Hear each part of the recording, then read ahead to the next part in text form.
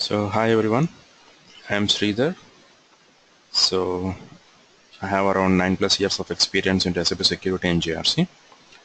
So now we are going to see the GRC access control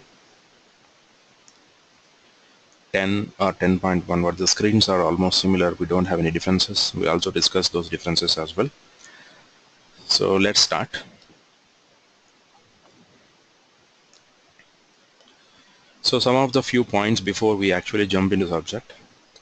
GRC stands for Governance, Risk and Compliance. So it is actually the concept name, not exactly the tool name. So it is the concept name. Every technology has this concept available. In Microsoft also we have GRC. In Oracle also we have GRC. And SAP also we have GRC. Hence we call this the concept name, not exactly the tool name. So this concept in SAP GRC was introduced in 2006, in the year 2006. So is it a completely a new technology they have designed, or it is an revised version of some other software? So we'll discuss those details in the next slide. So to go with actually SAP has acquired this tool called Versa and renamed it into the GRC and then released it into market in the year 2006. And currently you can see the components, what all components we have currently in GRC. There are 5 components: access control, process control, risk management, global trade services, and Nota Physical Electronica. So these are the 5 components currently the GRC covers, but our course is related to GRC access control only. So we will be discussing only the first component of GRC in this slide, that is access control. So remaining are not coming into our picture because the heading itself is GRC access control session. Right. So how this GRC has evolved in from SAP side. So this is dates back to some events happened in the year 2000 in USA. So like you can remember, there was something called as a global recession. If someone able to remember those dates, in the year 2000, there was something called as a global recession that occurred in US, which led to which is due to the downfall of US economy. So US is one of the biggest growing or biggest economy in the world, and many countries are dependent on US directly or indirectly in terms of trade. So as US economy is down, all the countries depending on US also got affected, and that led to the global recession in the year 2000. So what happened, what are those events that led to this downfall of US economy? So you can remember, if you remember some of the names you must have heard. So Enron is one of the company, which was an oil company, is completely shut down today, no more exists. Lehman Brothers has been declared as a bankruptcy. It is one of the largest investment banking field, investment bank. So that has been declared as bankruptcy in the year 2008 or 2011. And JP Morgan has suffered heavy losses, though it is existing till today. So 2 major banking firms and 1 oil company has been almost shut down. They came to the position of a shutting down. So you can imagine what happened in India when Satyam was fell down in the year 2008. So Indian economy got shaken because of just 1 company falling down. So you can imagine what will happen if 3 such a large companies fall down in US. So that led to the global recession, and immediately in the year 2001 there was an attack on World Trade Center. So World Trade Center, WTC towers by terror. That is a different reason, but that added fuel to the already existing global recession. That attack already added to the recession what was happening in US.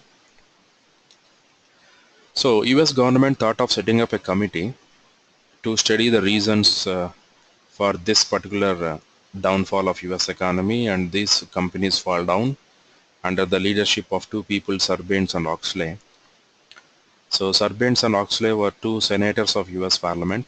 So in India we call them member of parliaments, in US we call them senators. So USA is a group of 50 states, every state has senator. So these are the two senators, Sarbanes and Oxley. And they came out with a root cause saying this has occurred, all these companies has fallen down and occurred due to the financial fraud. So financial fraud. So we'll see how that financial fraud has occurred and all those things. And they also proposed a solution called as SOD, that it stands for segregation of duties. Segregation of duties, what does it mean?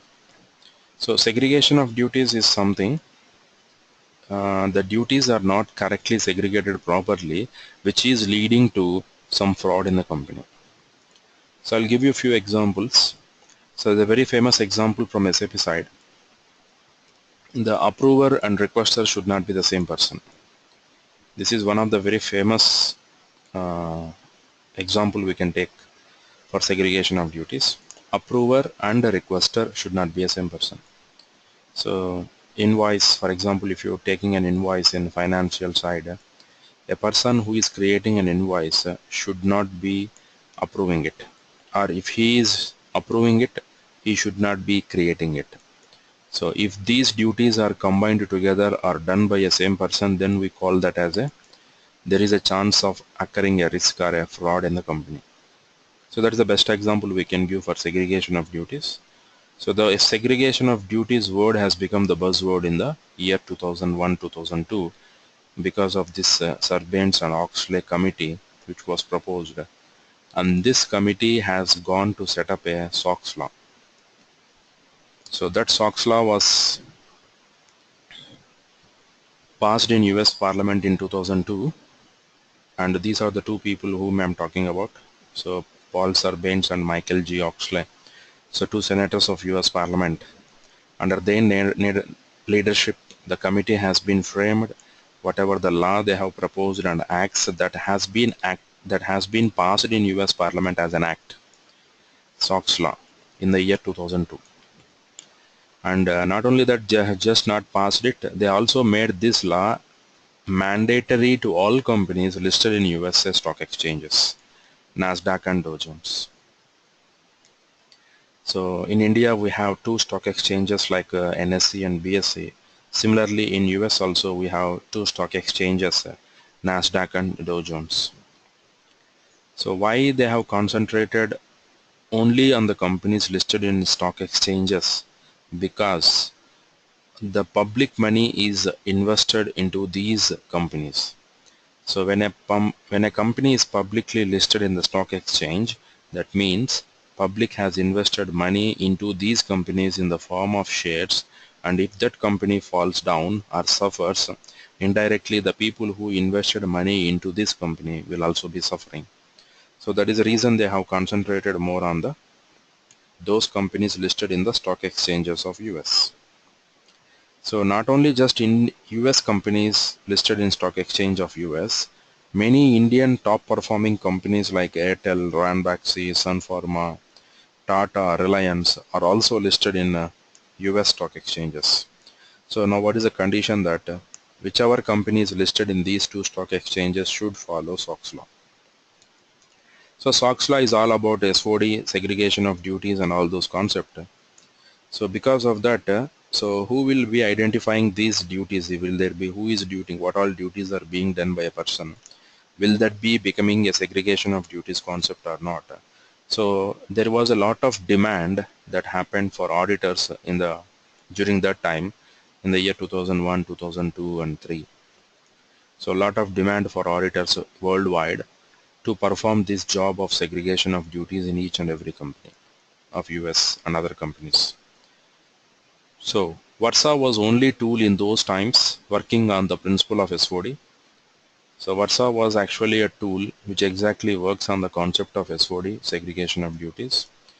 So this Versa tool was found by an Indian called Jasveer Gill. So it was taken over by SAP in the year 2006. So in the year 2006, they have taken over, they bought this tool Versa, and this person has been given some shares, and he was appointed as SVP, Senior Vice President in SAP. So this is the person I'm talking about. He's Jasveer Gill. He's found by Versa, was found by him. He was then given the position of a Senior Vice President in SAP, taking care of GRC, and he left SAP in the year 2008 or 9, 1 year later, and now he has set up a own company called Alert Enterprise. So currently he is a CEO of the Alert Enterprise, which is also again a security concepts designing and all those things. So maybe in future we can see some more tools coming up from his company. Yeah, so this was the, after when Versa was taken over, that was named as GRC, as version 5.1, 5.2, 5.3, and this is the latest version what you can see here, GRC 5.3 components, which is both ABAP plus Java stacks, ABAP written in both ABAP language as well as Java language. And the latest versions are GRC 10 and 10.1, which is purely an ABAP based. So these are the components of GRC 5.3. We have only 4 components then, and now in 10 and 10.1 we have 5 components. So access control, process control remain same in 10 and 10.1 also. Even GTS also remains the same in 10 and 10.1. The changes that were done was EHS was removed currently from 10 and 10.1 and has been put as a separate tool or separate module.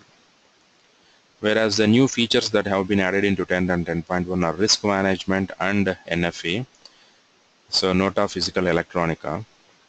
So just I'll give you overview of about these tools. So AC basically stands for access control, and we'll be discussing those in very detail. PC, as the name suggests, it is process control. So basically process means it is the how the company runs, the steps, procedures, etc., etc. So this process will be mostly and largely defined by the client side itself. Hence these PC jobs, process control consultant jobs, have not come to India so far, or if they have come, they are very less in nature in India when compared to AC. So the process definition or process modification will be decided by the client himself. So you will have a lot of jobs in this pre-process control area from the client side. So we will not have in the IT company side. From the client side, you will be having a lot of jobs. And that is the reason in India we don't have a lot of jobs. So we have all the clients from European or US based companies. So in PC is very famous in US or in European. So this will be the future again. So in how in interviews, or the employers are seeking that a person who has security knowledge should also have GRC access control knowledge. In future, they may ask you also we should have also PC control, process control knowledge. And coming to risk management, it is all about risk. How do we manage a risk in a business and all those things? This we'll discuss in detail in our component access control, because there is a component called access risk analysis. So we'll be seeing under that component. And global trade services is related to the it is specific to those companies which companies are involved in exports and imports of business. So export and import is related to nothing but global trade. So there are certain rules and regulations to be followed and should be compliant with when you do some exports and imports in the international market. So it may be related to customs duties, import duties, export rebates, etc., etc., whatnot. It will be more aligned with EXIM policy of every country. EXIM stands for export import policy of every country. Every country has its own policy. So this global trade services tool has to comply with the EXIM policy of the country where the business is running. And coming to NFE, Nota Physical Electronica. Nota Physical Electronica is a dedicated tool only for a Brazil country. So Brazil country only can use this tool. Now the Brazil government is using this tool for all the transactions they are doing from the government side. So whatever the government related services, everything, is provided through this tool. So to maintain the transparency, corruption-free government and environment in Brazil. Right. So moving on to the next access control part. So this is the evolution, how it evolved. So Versa Systems earlier, which was found by an Indian Jaswir Gill, had 4 components: firefighter, compliance calibrator, access enforcer, role architect. These are the 4 components earlier which were part of Versa. When SAP has bought it and renamed into GRC, and in that access control component 5.1, 5.2, 5.3 versions had below names. The firefighter has been renamed as a super user privilege management. Compliance calibrator has been renamed as risk analysis and remediation. Access enforcer has been renamed as compliant user provisioning. Role architect has been renamed as enterprise role management. And the current names of these components in access control 10 has again been changed, and these are the current names: emergency access management, access risk analysis, access request management, business role management. So these are the 4 components of access control 10. So we will be discussing this entire part in our course content. So complete 4 components and their usage, how to configure them, how to support these tools, etc., etc. So coming to the component wise descriptions and all those things. First component is area, very important component of access control. So it deals with mainly 3 tasks: identification of a risk in a business. So this we can do with the help of risk analysis. Remove or avoid risk. Once the risk is identified, we take measures to remove it or avoid the risk. So that process, or technical terms, is in terms of technically it is called as risk remediation. And if the risk is already occurring, or if the risk is already existing, and if you are not in a position to remove it or avoid it, then we will at least try to reduce the impact of the risk. So reducing the impact of the risk is called as a risk mitigation. Mitigate means weak, making it a weak. So that is how we are reducing the impact of the risk. So this is one of the most sophisticated tool of all in the world. So most of the auditors treat this as the auditor's paradise, they can say. So it is very easy, or it will be very easy from auditor point of view. Auditor has to do a lot of manual activity. Once this component has come in SAP clients, it has become very easy job for the auditors. So that is the importance of area, and it takes most. You can also face a lot of questions from this particular area. And coming to second component, EAM, emergency access management. It deals with providing access, which is critical access basically, under controlled and monitored conditions during the emergency conditions. So in an emergency conditions, you don't know what access you may need. So we will be providing a user complete access, especially critical access, and we need to ensure that he is not misusing that critical access or elevated access. Hence it is monitored and controlled. That critical access, whatever we are providing for the user, he becomes a super user, and in that particular emergency conditions. And this has been named as firefighter concept from the earlier version, from Versa Systems as well. So you can imagine who is a firefighter, or the according definition of firefighter. A firefighter is a person who goes into a very critical situation like fire, fights with the fire to rescue the property and life of people. Same way, if you apply this definition to SAP, when the SAP system or SAP project is in a critical condition, an emergency condition, a user who jumps into that situation and deals with the situation and gives a solution to that situation is called as a firefighter, and hence it has been named as a firefighter concept.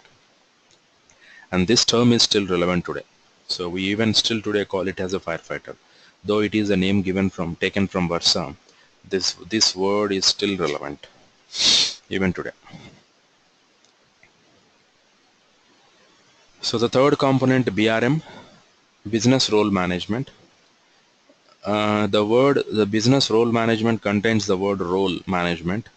Role, according to SAP Security, is a group of authorizations or T codes, what we can call it. So automation of role administration means role creation, modification, and deletion, etc. Everything can be automated using this role administration concept. So the process, the steps, sequences, methodology we will be defining in this particular component. Automation of role administration, that is role creation, modification, and deletion. And then we have the concept of business role concept. Business role is newly introduced in 10. Earlier it was not available in the earlier versions 5.3 and other versions like Versa. So business role concept is introduced and we will be discussing how to do that, how to create a business roles and what is the importance of this business roles, why we need to create them. The last and the most important component and a very access control is ARM, access request management. So it deals with the automation of the entire procedures whatever you are performing in your project, like taking like user administration, risk creation, function creation, mitigation control creation, assignments, FFID concept. So basically whatever a security person is doing, that, everything is automated. So that is the reason we can say GRC is cutting down the jobs of security people. We can treat security as a manual job and the GRC is a tool. So GRC is cutting down the jobs of security because of this automation. And in this process we need to design the MSMP workflow. MSMP stands for multi-stage and multi-path workflow. So this is a new concept of 10. Earlier this concept was not available in 5.3. So multi-stage multi-path concept has to be discussed here. And to customize this MSMP workflow according to customer requirement, we may use BRF plus application. So BRF plus application stands for Business Rules Framework Plus.